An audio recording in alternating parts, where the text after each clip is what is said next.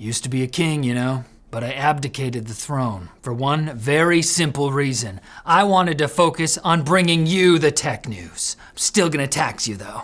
Mozilla has ignited controversy among Firefox users this week by, primarily, being bad at marketing. See, the company's been trying to build a new framework for online advertising that depends less on collecting people's personal information. They acquired Anonym, a company working on just that, in June, before announcing privacy-perserving attribution in August.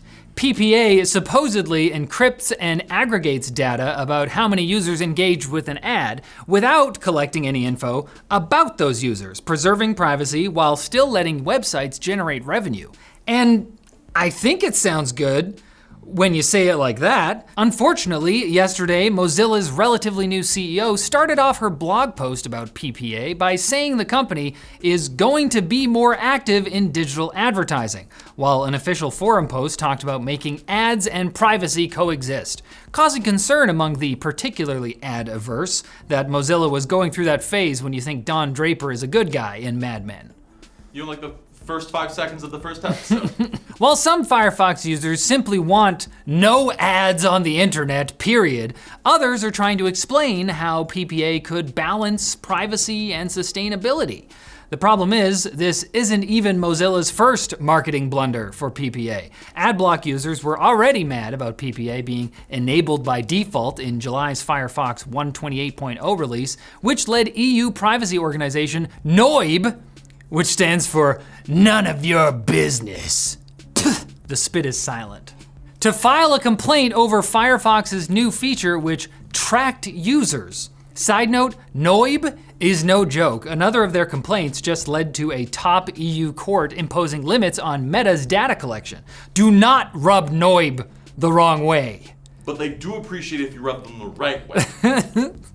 They call it noibing. Turns out that early PPA rollout was a limited developer test and did not collect any user data, but Mozilla did admit last week they could have been more open about what they were doing, only to fumble the ball again this week. The same week they flagged the uBlock Origin Lite Firefox add-on as collecting user data and using machine-generated code, causing developer Raymond Hill to pull it from the add-on store after getting fed up with Mozilla support.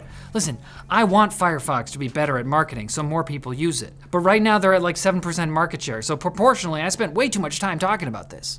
YouTube has announced a bunch of changes to how shorts work, starting with how they're not gonna be so short. You still have to put them on one leg at a time. Starting October 15th, shorts can be up to 3 minutes long, meaning any video with a square aspect ratio or taller that's less than 3 minutes will be seen as a short by YouTube. The change will only apply to videos uploaded after that date though, so don't worry, vertical doom scrollers won't suddenly be hit with your experimental artsy student film. The square is a box that represents society. And the black and white represents my soul.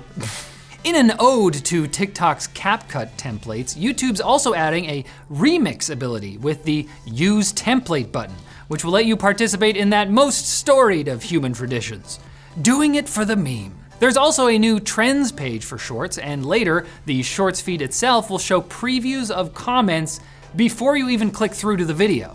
Which comments? Oh, the worst ones, obviously. YouTube's obviously hoping the new features will help it compete with TikTok, and it's already beating it in at least one way, the new YouTube feature that lets you temporarily hide shorts from your YouTube home feed altogether. I wish I could do that on TikTok. I also wish I wouldn't be spied on by the Chinese government. Meta has revealed Meta Movie Gen, its own photorealistic video generator capable of creating 16-second videos with a twist, or else I wouldn't be telling you about it. Though it's not available to the public, Meta's demos showcase the ability to edit existing videos using only text, as well as impressively realistic simulations of bad Halloween costumes. But here's the twist. With a single photo, Movie Gen can make a video deepfake of anyone DJing an impromptu set next to a cheetah. Only that scenario. But is the cheetah dancing? No. Is it Chester Cheetah? Maybe. I'm out. Well, yeah, I hate that guy.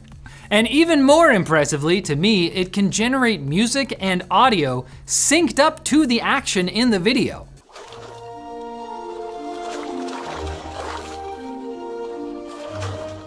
Meta says MovieGen could usher in a new AI-enabled era for content creators. As an example, they ask you to imagine sending your friends some fresh-baked AI slop for their birthday. That'll be kind of funny. The first time. I made this for you. No, you didn't. You b****.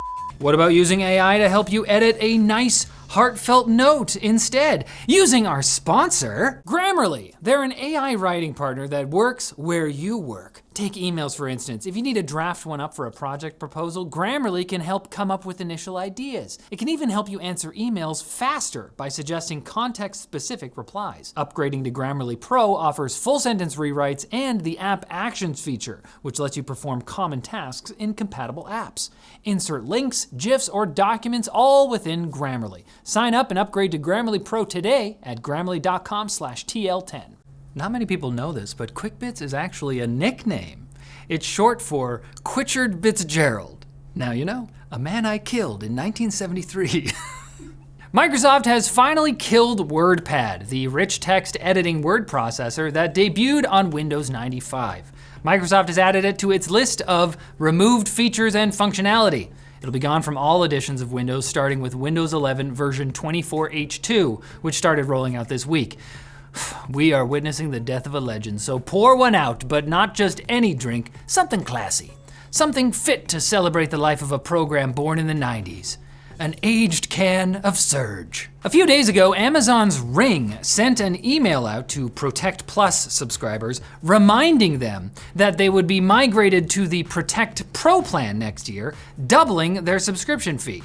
That reminder comes with heavy air quotes because The Verge tracked down when Ring sent its original notification, which turned out to be a tiny fine print footnote in a September 2021 email with the subject line, "Important, your plan name has changed." The email said, quote, "Don't worry, everything else is staying the same." Ring sent a similar email to Canadian Ring Home Standard subscribers this week with the heading, "New name, new features, same great price."